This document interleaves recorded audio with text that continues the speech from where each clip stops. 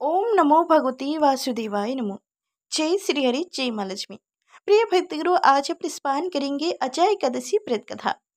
भाद्रपद माह के कृष्ण पक्ष की एकादशी को अजय एकादशी के नाम से जाना जाता है। पद्म पुराण में अजय एकादशी को बहुत ही पुण्य फलदायी बताया गया है। इस एकादशी का महत्व इसलिए भी अधिक बढ़ जाता है क्योंकि यह जन्म अष्टमी से 4 दिन बाद आती है। पद्म पुराण के अनुसार अजय एकादशी का व्रत रखने से व्यक्ति के जीवन में सुख समृद्धि का वास होता है। साथ ही इस दिन व्रत रखने से व्यक्ति के जीवन में सुख समृद्धि और मोक्ष की प्राप्ति होती है। साथ ही व्यक्ति के सभी पापों से मुक्ति मिल जाती है। तो आइए अब आप रसपान करेंगे अजय एकादशी की व्रत कथा। अर्जुन ने कहा, हे श्री कृष्ण जी, मैंने सावन शुक्ल एकादशी अर्थात उत्तरदा एकादशी का विस्तार वर्णन सुना। अब आप कृपा करके मुझे भाद्रपद माह के कृष्ण पक्ष की एकादशी के विषय में भी बतलाइए। इस एकादशी का नाम क्या है तथा इसके व्रत का क्या विधान है? इसका व्रत करने से किस फल की प्राप्ति होती है? श्री कृष्ण जी कहने लगे, हे कुंती पुत्र, भादो माह के कृष्ण पक्ष की एकादशी को अजय एकादशी कहते हैं। इसका व्रत करने से सभी पाप नष्ट हो जाते हैं। इस लोक और परलोक में मदद करने वाले इस एकादशी व्रत के समान संसार में दूसरा कोई व्रत नहीं है। अजय एकादशी व्रत कथा अब आप ध्यान पूर्वक सुनिए।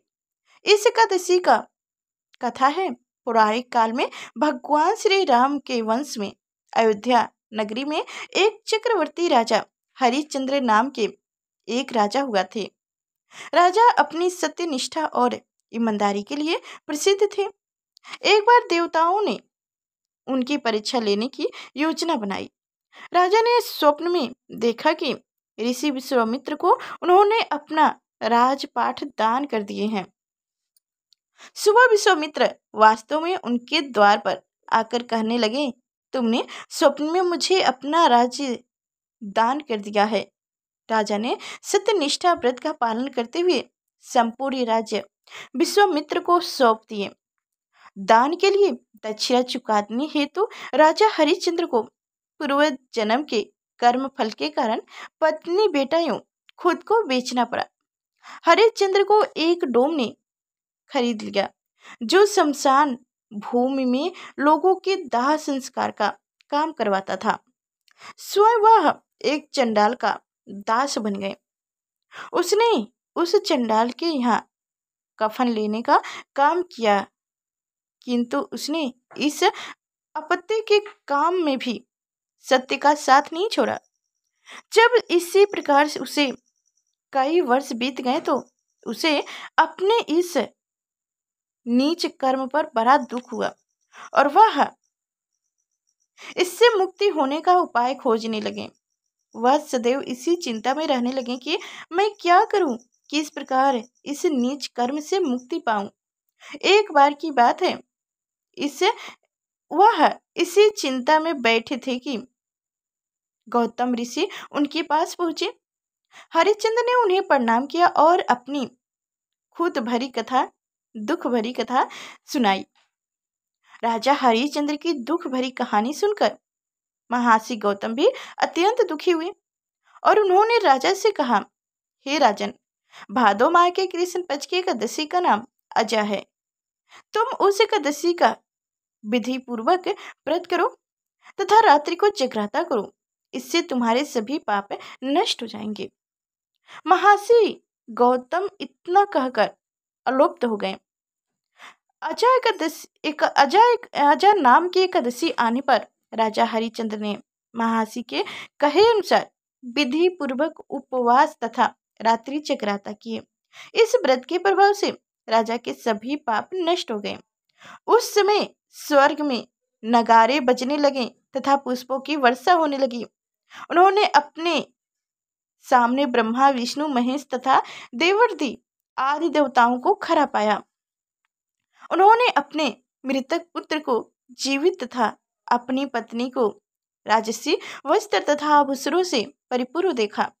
व्रत के प्रभाव से राजा को पुण्य अपने राज की प्राप्ति हुई। वास्तव में एक ऋषि ने राजा की परीक्षा लेने के लिए यह सब कोटित किया था।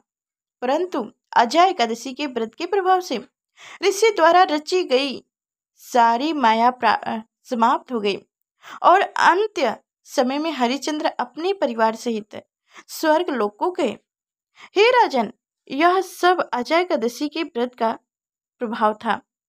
जो मनुष्य इस उपवास को विधि पूर्वक करते हैं तथा रात्रि जगराता करते हैं, उनको सभी पाप नष्ट हो जाते हैं और अंत में उस स्वर्ग को प्राप्त करते हैं। इस एकादशी व्रत की कथा के श्रवण मात्र से ही अश्वमेध यज्ञ की फल की प्राप्ति हो जाती है। जय श्री हरि। तो अब आप सभी लोग ध्यान पूर्वक सुनेंगे अजय एकादशी व्रत पारण का समय। अजय एकादशी व्रत पारण का समय 23 अगस्त को सुबह 7:34 से 9:10 तक आप व्रत का पारण कर सकते हैं। इस दौरान व्रत का पारण करना बेहद शुभ रहने वाला है। तो अब आप सभी लोग जानेंगे व्रत खोलने के लिए करें यह काम। धार्मिक ग्रंथों के अनुसार भगवान विष्णु को तुलसी दल प्रिय है, इसलिए उनकी पूजा में तुलसी दल ना हो तो वो पूजा का या भोग स्वीकार नहीं करते। इसलिए भगवान विष्णु के व्रत में तुलसी का उपयोग जरूरी है। साथ ही एकादशी व्रत के पारण के लिए भी तुलसी पात्र को मुंह में डालकर करना चाहिए। मान्यता है कि आंवले के पेड़ पर भगवान विष्णु का वास होता है, इसलिए आंवले का भी एकादशी व्रत के लिए विशेष महत्व होता है।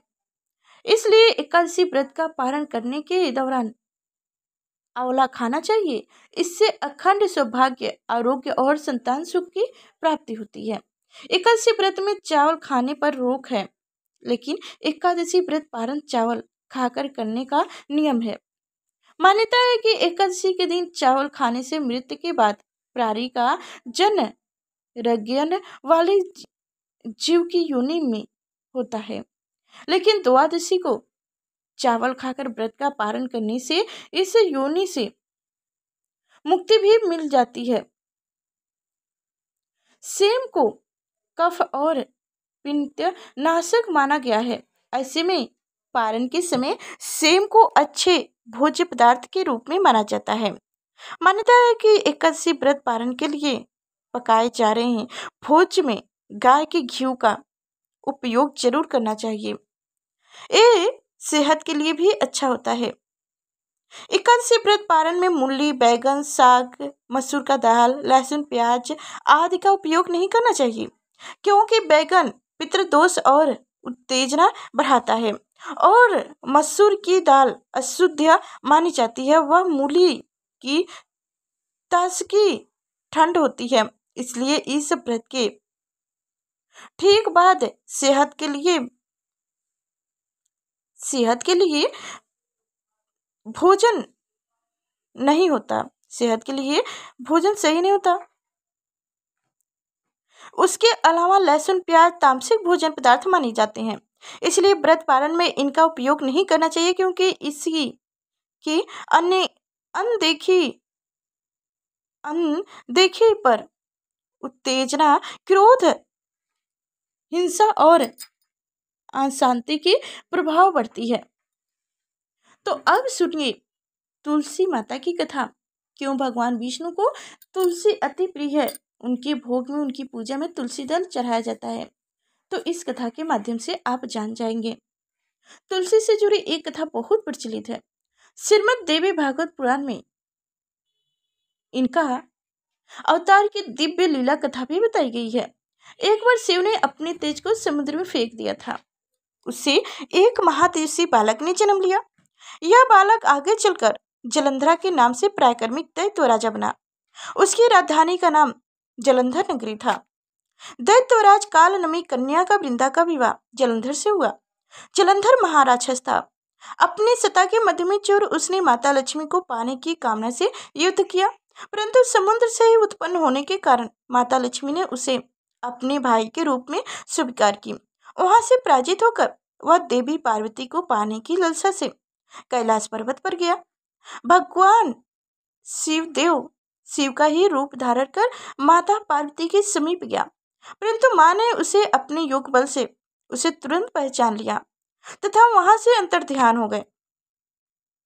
देवी पार्वती ने क्रोध होकर सारा वृत्तांत भगवान विष्णु को सुनाया। जलंधर की पत्नी वृंदा अत्यंत पतिव्रता स्त्री थी। उसी के पतिव्रता धर्म की शक्ति से जलंधर ना तो मारा जाता था और ना ही पराजित होता था। इसलिए जलंधर का नाश करने के लिए वृंदा के पतिव्रता धर्म को भंग करना बहुत जरूरी था। इसी कारण भगवान विष्णु ऋषि का वेश धारण कर वन में जा पहुंचे, जहां वृंदा अकेली भ्रमण कर रही थी। भगवान के साथ 2 मायावी राक्षस भी थे, जिन्हें देखकर वृंदा भयभीत हो गई। ऋषि ने वृंदा के सामने पल में दोनों को भस्म कर दिया। उनकी शक्ति देखकर वृंदा ने कैलाश पर्वत पर महादेव के साथ युद्ध कर रहे अपने पति जलंधर के बारे में पूछा। ऋषि ने अपने माया जाल से 2 बानर प्रकट किए। एक बानर के हाथ में जलंधर का सिर था तथा दूसरे के हाथ में धर। अपने पति की यह दशा देखकर वृंदा मूर्छित होकर गिर पड़ी। होश में आने पर उन्होंने ऋषि रूपी भगवान से विनती की कि वह उनके पति को जीवित करें। भगवान ने अपनी माया से पुनः जलंधर का सिर धड़ से जोड़ दिए, परंतु स्वयं भी वह उसी शरीर में प्रवेश कर गए। वृंदा को इस छल का जरा से भी आभास नहीं हुआ। जलंधर बने भगवान के साथ वृंदा पतिव्रता का व्यवहार करने लगी, जिससे उनका सतीत्व भंग हो गया। ऐसा होते ही वृंदा का पति जलंधर युद्ध में हार गया। इस सारी लीला का जब वृंदा को पता चला तो उन्होंने क्रोध होकर भगवान विष्णु को शिला होने का श्राप दिए तथा स्वयं सती हो गए। जहां वृंदा भस्म हुई वहीं तुलसी का पौधा उगा। भगवान विष्णु ने वृंदा से कहा, हे वृंदा, तुम अपने सतीत्व के कारण मुझे लक्ष्मी से भी अधिक प्रिय हो गई हो। अब तुम तुलसी के पत्ते में सदा मेरे साथ रहोगी। जो मनुष्य भी मेरे शालिग्राम रूप के साथ तुलसी का विवाह करेगा, उसे इस लोक और परलोक में विपुल यश प्राप्त होगा। जय श्री हरि, जय माँ तुलसी। तो आप सभी को हमारी कथाएं कैसी लगी? जरा से भी अच्छी लगी हो तो शेयर कीजिएगा, लाइक कर चैनल को सब्सक्राइब कीजिएगा और हाँ, कमेंट बॉक्स में जय श्री हरि लिखना ना भूलिएगा। फिर मिलेंगे अगले नेक्स्ट वीडियो में, तब तक के लिए धन्यवाद।